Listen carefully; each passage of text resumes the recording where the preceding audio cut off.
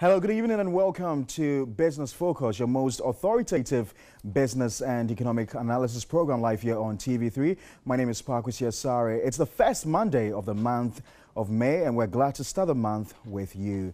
My name is Parkwesi Asare. Thank you very much for your time tonight. We discuss pressing issues that concern the operations of the Bulk Oil Storage and Transportation Company, as well as International Monetary Fund stance on Ghana's Sino Hydro deal.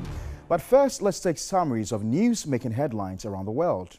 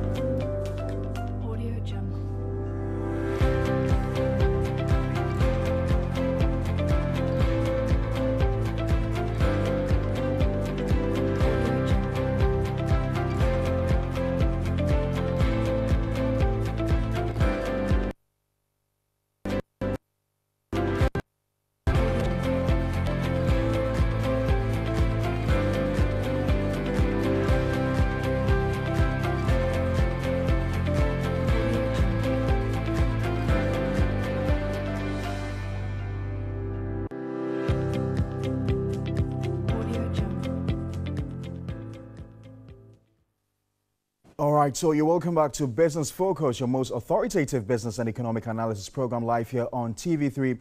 Before we delve into the subject for tonight, let's take a few tips on how to plan your expenditure as an entrepreneur.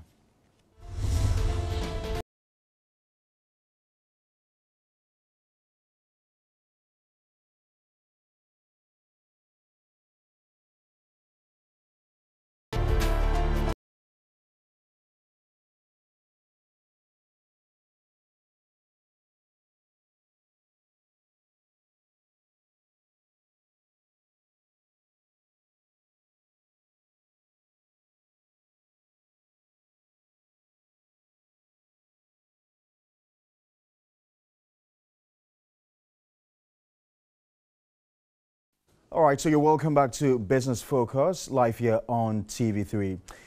So this program is your most authoritative business and economic analysis program. Tonight, we want to talk about the Bulk Oil Storage and Transportation Company. The company has lamented a staggering $2 million loss per month as a result of transmission hiccups. The company says it is consequently rehabilitating its river vessels to pave the way for the resumption of the transportation of petroleum products by water effective July 1, 2019. Well, this among one other key issue from the basis of our discussions tonight. The following report has more.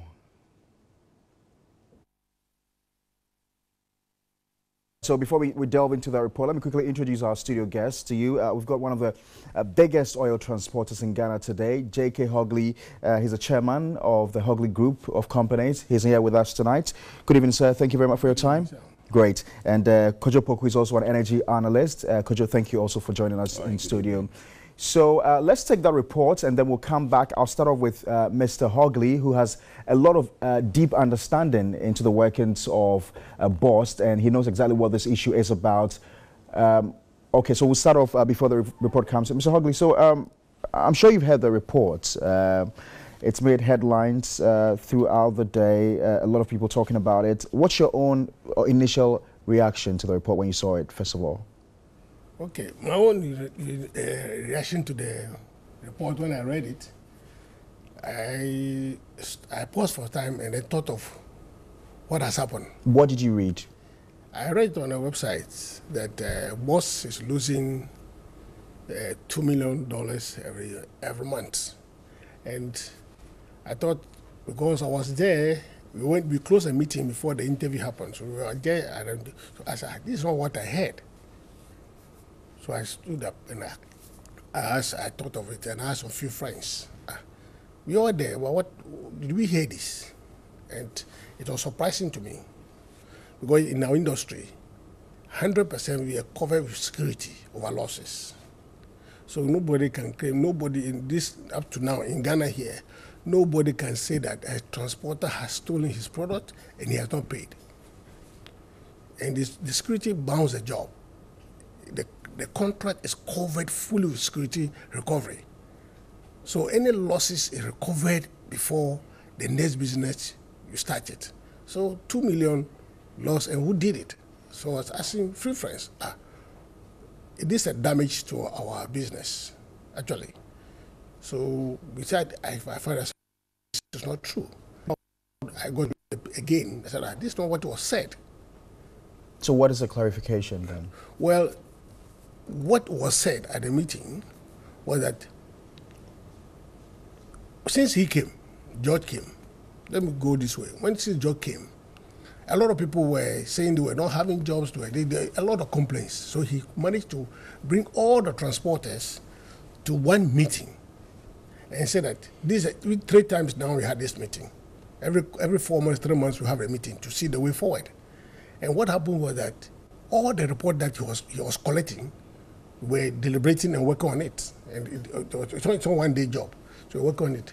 So it came to that all the transporters have to register now because there were transporters who were not transporters. They were paper transporters. They were just holding paper as transporters. So they said, okay, let the transporter register and have a document. They will find out where you're located because the product we carry is a huge money. If they give you 10 trips to carry, you are carrying around 2 million plus cedis. And when the transporter run away, and the insurance for you to pay, who get it? So that security is to locate you where you are. If you're in Kumasi, you are in Tamale, you are in Takoradi, you are in Accra, your location must be there. And when we started that project, people are now coming out. The red transporters are not showing. First, then they thought that they cannot break in there, so they find another way of joining other people, those people who were joining other groups. We had a third meeting this week, I think like 3 weeks ago, last month. Then we said, at a meeting, we said, are we certified? The question is, are we certified with the job? All of us are sharing the job now. Now, idea is not his only idea. We bring an idea, he also brings it, we put together. If something is wrong, we need to say it. So all the transporters agreed at a meeting that this is the way forward. Everybody approved it. Kumasi, Tamale, Accra, Takoradi, all came together at a meeting. So after the meeting, there was an interview. Well, the interview, what I heard him say was that because we are doing the bus transport by road, the PDF, the money there is for bulk, a big bulk, like ship transport. What's a PDF? Yeah, that is the rate for calculating the vessels. And the vessels, they take it in number of volume. They carry in big quantities. We, the transporters, carry in 50,000s. So the smallest you carry, the expenditure is more. They carry more on the vessel on water. The price is just about 1/3 of it. But it's not all the time it will rain. So when the rain set up, then the vehicle will come in. So it took all the up and the down, and then we struck the average. Now, if the trucks are carrying it, it's also a different price. So we cannot be paying the vessel to the truck. So you prefer to use the vessel, and then when the truck is needed, you use the truck. By doing that, you will save the money they are paying to us will be a savings to bus. Then it can also be a savings downwards, even to reduce the petrol price. Because when the more your service you are doing, the more that you have to release the public from paying high price. So this was it. So when you say savings, it means that in other contexts, somebody will hear that then you are losing money somewhere. Okay, if you're not saving. If you're not saving, then you are losing money somewhere. Right. But it's not a real losing money that say you are losing. Because he was trying to create a way down that lets the transport unit the vessel do the job, but automatically the vessel cannot do all. Even the pipelines from just Tema to Akosombo, there's a problem on it. It's all rotten, and they are trying to work on it. So at the last point, you use the last machine, which is the vehicle. So it will cost you more. But when you bring these ones in, then the price will go down. Then I'll save more. Thank you for the clarification. But I'm not sure you want to suggest that all is well with BOST and its operations. Is that so? Well, you see, in every situation, any new person that comes has some challenges. Even your own house, when you go out to come back, you have some challenges. I'll come back to you on what those challenges are and what we can do moving forward. Yes. Kojo, you've heard him. He sought to clarify the news reports that we all thought was, but does it make logical sense that if you're not saving this amount of money, you probably are losing? Well, you have to understand the operations of BOST a little bit. You see, what BOST does, BOST moves product from depot to depot. So the PDF that my brother mentions is for the margin which is paid for transporters to move product from one depot to another depot. Right. So if you are asked to move, let's say, from Accra to Bupe, you are paid a certain, the petroleum prices that we pay, there's a margin in there, which is the PDF margin, which is paid to the transporters who move these products from depot to depot.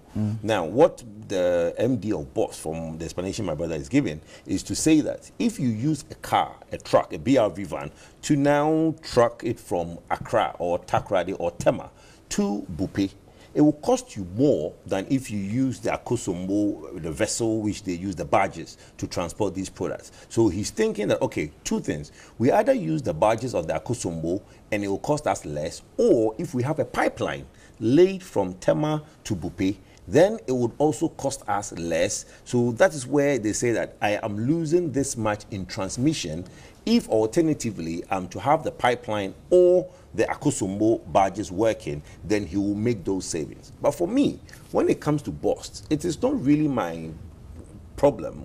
My problem is not with the transportation or transmission so big. Like what my big brother is saying, there are insurance and there are acceptable margins, which if a product is moved from one point to another and it's less that margin, the transporter is made to pay.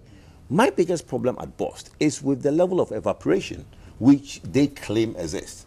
There was a committee that was set up, and in that committee, there was other companies who run tank farms, like Cyrus and the Chase and old Trafigura, which is Puma.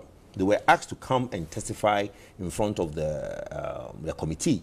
And their acceptable margins of evaporation is way, way, way lower than what is at BOST. BOST is running somewhere around 17% in evaporation, where the acceptable margins within some companies are less than 1%. So we have... What does that mean? What it means is that, okay, the point in question which the committee was asked to tax was the contaminated fuel, which all we had our federal being got into trouble for. Right. When the committee went to inspect it, it has reduced drastically. And the excuse was that it has evaporated. So what they are trying to say is that when you check the tanks, the product that sits in the tanks, over a period of time, in their accounting and their reporting, they now account about 17% less that it has evaporated. And other companies that are doing the same thing, like Chase, Trafigura, or Puma, are recording around 1%, even less than 1% losses in evaporation. So why is it that we have one company, BOST, who has tanks, and is the same sun which shines in Cyrus and Trafigura and all these companies, the same sun shines in BOST. What is your They suspicion? are getting, well, there's problems at BOST. I think Mr. Oakley needs to sit up and delve deep down into the problems. We all know all the challenges at BOST. Alfred Obin had his problems. Wadako had those problems, and now Oakley hasn't had the problem because maybe he's not challenging the people there enough. We should move away from the manual. Which of the manual? Manual operations. Well, I don't think a lot of the operations there are manual. But then let me add something. That these tank farms are managed by a different company. So it's under management. So even as my big brother is saying that if they move product from point A to point B and there are losses, then they are made to pay for it. Why is it that these tanks are being operated by a management company, and if there are losses, they are not made to pay for it? These are some of the challenges I have at BOST. So I think there is some level of cartel at BOST. Government needs to sit up and delve into it and smash some of these cartels. And I'm sure you're referring to the recommendations made by the committee and the fact that they want some monies to be retrieved. Yes, and prosecutions also done. Because I don't think just retrieving money is enough. Look, most of the things you read in a report borders on theft. So if there is theft, the one thing that bothers me in this country is that nobody seems to want to prosecute anybody. But we need to have these level of prosecutions, and some of the staff in Bost need to be sacked. Mr. Hogley, how long have you worked with Bost? Oh, we started operation from the beginning to now. I'm sure you know some of the thieves and problems within the industry. You see, in our industry, the problems, as I said already, there's a security cover in my department. We don't deal with the depot operations. We carry from this area and go here. When there's a loss, you are charged to it. That's the first agreement you must sign.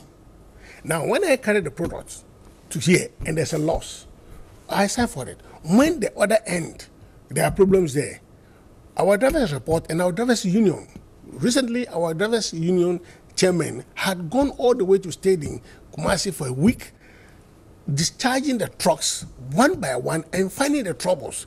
They brought it to a meeting, they had a boss meeting with it, and you know, George is trying to find out where were the problems before there were problems in there. It means there were problems before he came. And the problems, he's trying to reduce them. Now, you can't just wake up and go and complain that, look, I am not doing this, I'm not doing that, because there's a queue. He had divided everybody in groups. This group will go today. If you go and then you show the product and if you don't find to pay, you sanction you. Some people have been even punished. Some people have gone there with empty trucks. He has punished them. Some people are there on suspension now. So, as my brother said, the game is being reduced one by one. When you go to a situation, I'm going to do all things today, maybe you'll be the wrong gear. But when you start changing the gears one by one, from first, second, third, then you know where you are going. But when you start, it is difficult in human life. But the laws are clear. I'm telling you, the laws are clear. Discharging and loading product, they are clear every country. From here to South Africa, the whole world, our laws are clear. Carry go. If you carry and then there's problem go with it, you pay me. But issues of losses and contamination, are they issues we should be recording at this stage in our lives? You know, contamination, I'll see that I've been doing this business for 44 years. When I say contamination, what was loaded in the vehicle? Was it checked? Did the person handle every document to the driver? Did he sign? If he signed, the driver signed, means everything is correct. So the driver has a responsibility. When you get to the other end, and then they go, the same system you started here to the end, you start the end there to the last. You check your car, check the product, see all the qualities of the product, and then they will now measure and see. If there's losses, you a driver yourself, you see that what I carried 10 when I came here, now it's 9. So how do I do? The 9 I'll pay. It is going against your car owner. But there's a temperature losses somewhere, where there's apparent losses, which is calculated in the thing, is 0.008%. When that thing happen, you are not charged, because it's like oil. When you buy oil in the market, you go and put it down, and it's strange, the bottle become 1/3. But when you heat it, it will come back to the same normal. It also deals with temperature. We also deal with temperature. Sometimes they'll load you, your product height will be 30 degrees, and then you go to the end, like Kumasi and Takoradi. Kumasi is like this, around 26%. So 26 degrees. So it means there's a loss of 4 degrees. They will know what is the volume of that. And that volume, they will not debit you. Nobody will debit anybody. It's apparent loss. It doesn't mean it's missing. But it has constructed. So when it's contracted. So when the temperature comes again, it will come up again. That's how it does. So that's why they don't debit you. But when you do physical losses, when you say physical losses, maybe they've seen 300 losses, but the apparent loss is 10. So it means you're going to pay for the 290 liters. You're going to pay because it's physical. You have touched it. And the law rules around both the boss and all the OMCs the same. But because you also talked about the issue of evaporation. That's what I'm saying. But you see, the depot operations are the depot. Sometimes the manual operators there, like boss like this, we have a Nigerian company who is managing some certain aspect of the product. So when he said they should also, if they have a losses, and why are they not there? Fine. There's a way for everybody's department. My department is I carry and I send it go. When I got there, I bought the product. So what I bought, this is it. You charge me and I pay. So you don't come back to tell me there's losses. But there will be a depot losses. That's about 0.35%. So that is 0.25%. It's there because of the temperature variation. So every depot in the world have some particular losses. It can't be 100%. For that one, it's sure. By 17, I've never heard it in my books. Maybe there's a fiscal losses that will raise the number up to 17 on one time, not every day. Maybe there's a one product that is missing deep, so that will hit the normal, the total volume, increase the temperature. But it's not for a transporter for us to pay. It's the one who is handling, he'll pay, because it's a contract. Handle it. If you don't handle, you pay. So losses in general is not a typical losses where a driver will go and touch the product to that degree. When a driver touches it, some drivers are wicked, they can steal the whole car. But insurance, that's why you have a good insurance to take care of it. You see, so losses generally is in the depot itself to that degree. Well, I've never come across it before. I work with the big companies as well. I've never come across it. So we all acknowledge that there are challenges with BOST, and we need to address them head on. Do you see a solution in sight very soon? Well, not very soon. Like my brother is giving us an insight to what Mr. Oakley is doing, whereby he is trying to take a gradual approach in getting some of these things done. Sometimes they're saying that tackle the bull by the horn, because you see what these losses are daily, and they are pertinent when it comes to the loss to the country, where every product that is coming in, BOST is supposed to be a strategic reserves, where strategic reserves are supposed to be for every 3 months before it is refreshed. So imagine that we are keeping products for 3 months for strategic reserve, and we are encountering such evaporation in their operations. It means that anytime we have strategic reserves, we now have to minus it by a certain factor, which is a problem. So that needs to be dealt with immediately. Products that are coming in and being used on the daily basis and being sent from depot to depot, that it might not affect it. But those that sit there for at least 3 months or more for strategic reserve purposes, then if they are applying that 17%, then it's quite high and it's a great loss to the nation. Right, okay, quickly, let's just get to our second issue, which has to do with the International Monetary Fund. And we know the IMF has raised burning questions about some of the terms and conditions in government's $2 billion infrastructure for bauxite agreements with China's Sinohydro. Now, according to the International Monetary Fund, in its 7th and 8th review reports of the extended credit facility for Ghana, it says a deal will get a limitation on how government can exercise discretion over using its own resources. We'll bring you a report on that, and then I'll start off by taking Kojo Poku's reactions to this. The Ghana Integrated Aluminium Development Corporation is required to set up an offshore escrow account for revenue generated from selling bauxite to secure the corporation's repayment to Sinohydro, with the provision that the funds will be for exclusive benefit of Sinohydro. At any time during the term, the escrow account is required to have amount sufficient to cover the upcoming 2 installments from the start of construction onward. This, the IMF 7th and 8th review report of the extended credit facility for Ghana says, will put a limitation on how government can exercise discretion over using its own resources. Nonetheless, committing future bauxite receivables to debt service and locking bauxite sales receipts in the escrow account limits the GOG's ability to exercise discretion of how the proceeds are allocated. All right, so we'll quickly touch on this subject. So are we saying that proceeds from the sale of bauxite will be put in an escrow account? Is that so? Well, that is what, see, look, it's a bit confusing when it comes to this transaction. Initially, the government said it wasn't a loan, but it was a swap where we are giving our bauxite to them. But the IMF had agreed that with governments. Well, yes, but if you also listen to the details and read the terms that went to Parliament and the utterances of government, it's a loan. But maybe it's not a loan. That's where it gets confusing. But let me say this. One of the good things with this facility is that, look, we have a natural reserve, which is in the ground. It is no good to you and I if it sits in the ground. If a company like Sinohydro with Chinese money can say that, look, okay, I am going to use my own money to dig the reserve from the ground. I'm going to add value. then I'm going to basically repay myself from the money I advance you, okay, to be able to now make good of what you have in the ground. In a way, it's good, because aside that, what else would we do? The bauxite sits in the ground. But we'll wait till a day we can have the resources to also... As a country, we now have a big appetite for infrastructure projects. And our budget that we have now doesn't allow us... Look, I have a different approach. My approach is, let's do what we can now, gradually. We did that with oil. You know, we borrowed heavily between 2011 and 2014 against our oil proceeds. And now, by 2016 first quarter, the proceeds from oil was less than interest we're paying on the loans we have contracted. Amazing. So it tells you that we overextended ourselves with the oil.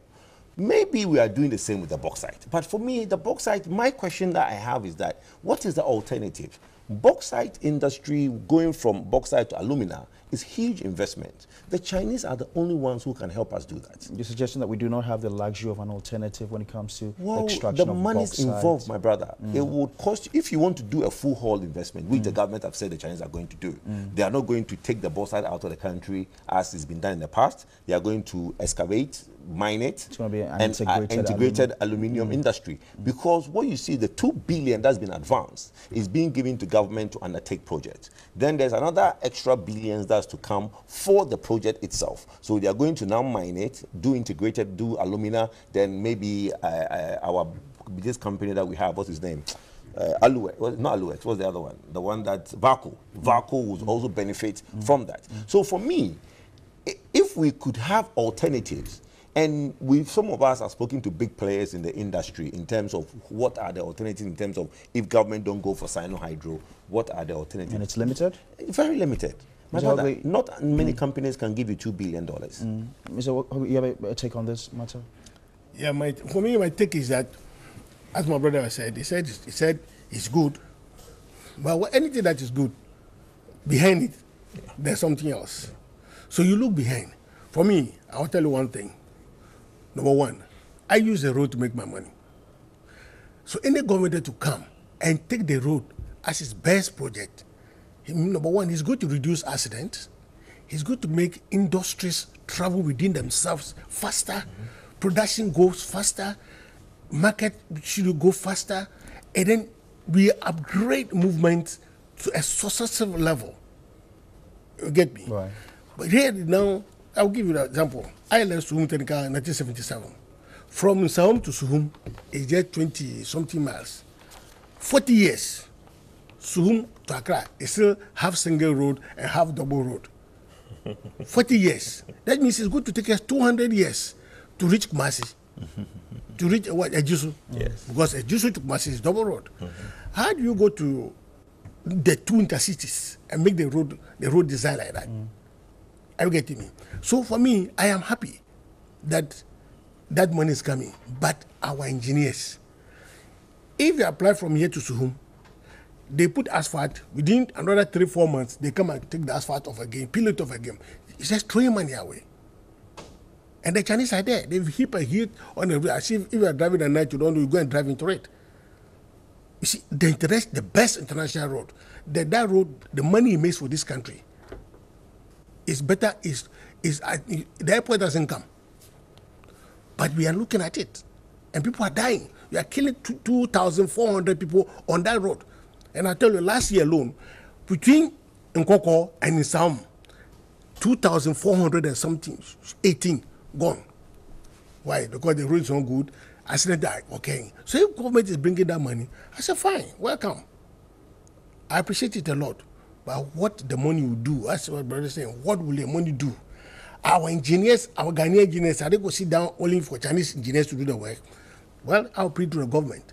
Now look, let our Ghanaian engineers also be part of the business. Yes. They should see that one, so that when anything happens, we can question them. We drivers on the road, who regard us, our certificate is common driver certificate. But we are the professionals on the road. Nobody says that this road we are going to do this road, is it going to kill you? This road, how do you think it should be done? Nobody will do that. But I will appreciate any government who is coming to do roads with money, not to borrow the money and the money go back to the same Chinese people and they take it. But if the money is coming to do the road, Kumasi, Tamale, all that area, they're going to do the roads and do the road 5 hours. They can do everything with that money. If it's done properly, God bless them.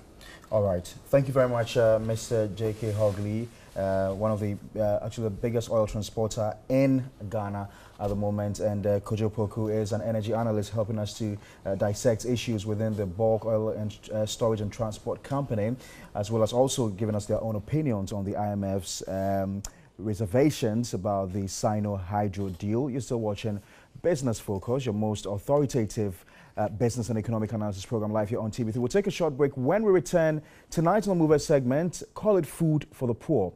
I will tell you about this young entrepreneur who is making a lot of inroads in Ghana today. We'll be back shortly.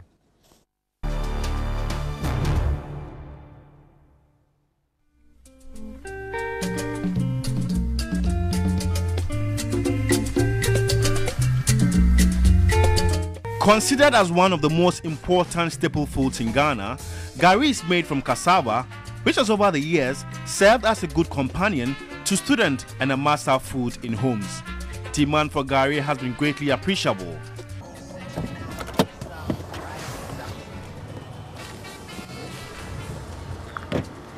You'll be marveled at how some people get their business ideas. And so we are here to meet 25-year-old Sandra Mewola, who just got a business idea after being part of the hometown's Gariza Festival. So join me whilst we engage her.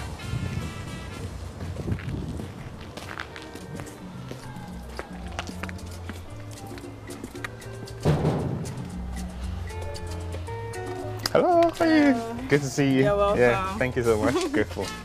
25-year-old Sandra Mewola, who hails from Ehi in the Volta region, nurtured the business idea after participating in a hometown's festival, Gariza, meaning Gari Festival.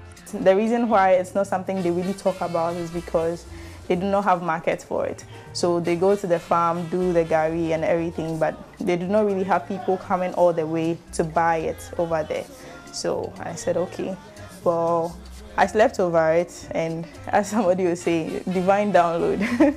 God gave me an idea as to how to take this to the next level. Her quest to empower indigents in her hometown and add value to the staple food gave birth to the Gari Boutique. You realize that a lot of people eat gari every day, everywhere, in every home. Even for what we call rich, some of them even feed it to their pets at home. So gari is eaten by almost everybody. And I felt that, okay, well, I can create employment for the people from my hometown. I can put the name of my hometown on the map of Ghana, and then we can take it to the next level. Gari should become one of the export commodities of Ghana. For the business administration graduate, access to gari was easy, but branding was what took much of her income when she was setting up. Branding, as we all know in Ghana, takes a lot of capital. But I can give an estimate between about 4,000 cedis to 6,000 cedis, if I am not overestimating. That goes into branding. People undermine the impact of branding, but it goes a long way in selling your product for you.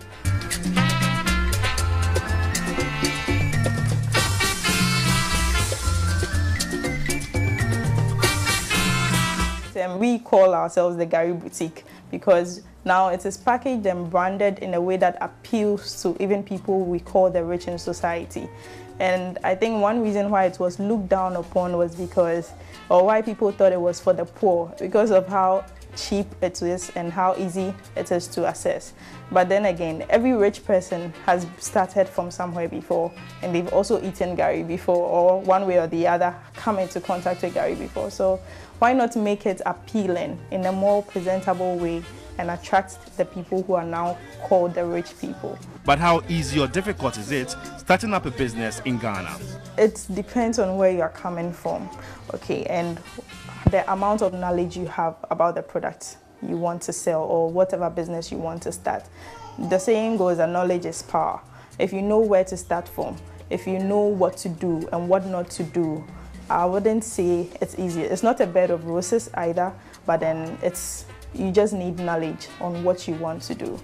The Gari Boutique sells packaged gari soakings, which comes with sugar, powdered milk, granite, spoon, cup, ready to mix. flavored Gary mixed with ginger, coconut, potato, also on sale. The advantage with this one is it's not pre-mixed. You have a cup and a spoon in there where you have to mix your own quantities like you desire. So this pack goes for 5 cedis. So we have the 1 kg for the flavored Gary going for 10 cedis. We have the 2 kg that goes for 18 cedis, and then the 3 kg goes for 25. That's for the flavored Gary. Some people are not so open to the idea of flavored Gary, so we still sell the regular Gary too. For that one, the 1 kg goes for 5 cedis, and then we have 2 kg for 10 cedis and 3 kg for 15 cedis. Admitting there are good and bad days, Sandra confirms having adequate knowledge in what you deal in will propel your business. Basically, my friends, my family, the people I know from social media, the patronage has been good so far. There are good days and there are bad days for every business. But then for us, because you don't have to now go and sample for somebody to now taste to know what it is. Everybody knows what Gary is. So you do not have to convince anybody to buy. Yes, so far the patronage has been good, I'd say. For her part, Ghana has lots of resources she can boast of globally, something she aspires to do with the Gary Boutique. This is what she has for the youth. Well, yes, they may say they are waiting on government, but then in the meantime, government is not feeding you. So what would you rather do? You'd still be going to church and praying to God for a miracle. Why not work with your hands? No matter how small it is, little drops of water definitely make a mighty ocean. So it's time for me to have a feel of this meal. It's an old age meal, and with just a chilled bottle of water, I'm good to go. So join me as I unwrap the meal.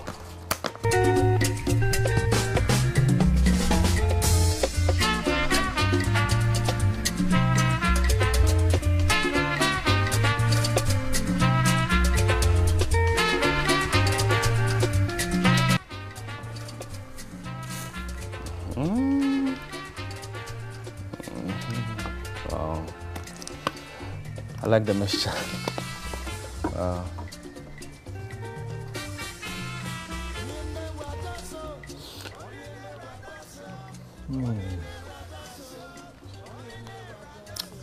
This is so nice. So if you ever thought Gary was food for the poor, I think you should revise your note. And I'm really enjoying this meal, Gary Boutique. And so from Redco Flat here at Medina, George Queen, TV3.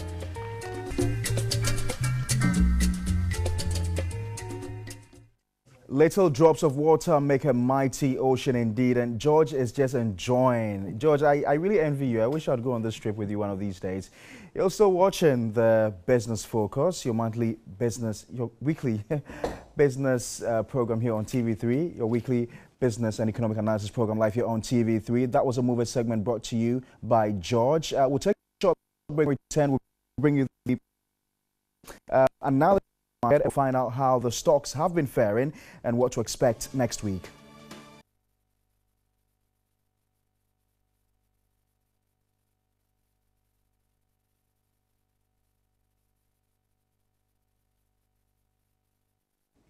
All right, so you're welcome back to your most authoritative business and economic analysis program live here on TV3. This is Business Focus, and on the commodities market, actually we started from the Forex market, where the cedi has been relatively stable over the last few months. I guess government's own policies have made the cedi stable. I mean, you look at the cedi to dollar relationship and that of the cedi to the pound sterling, you can clearly see that it's been stable over the period. We've seen the inflows from the cocoa bond, which has come in to stabilize the local currency. We know that we've also gone out of the IMF program, and so all these have come in to essentially help stabilize the local currency. Also on the stock market has been that bearish over the last few months. I think 3 months or so, it's been quite bearish, and we've been witnessing this bearish nature for the past 3 months now. So that's where we end the Business Focus. Thanks very much for watching. This has been your weekly business program live here on TV3. Thanks so much for watching. Immense appreciation to my production team and to the cameraman. God willing, we'll see you same time next week. Take care and bye-bye.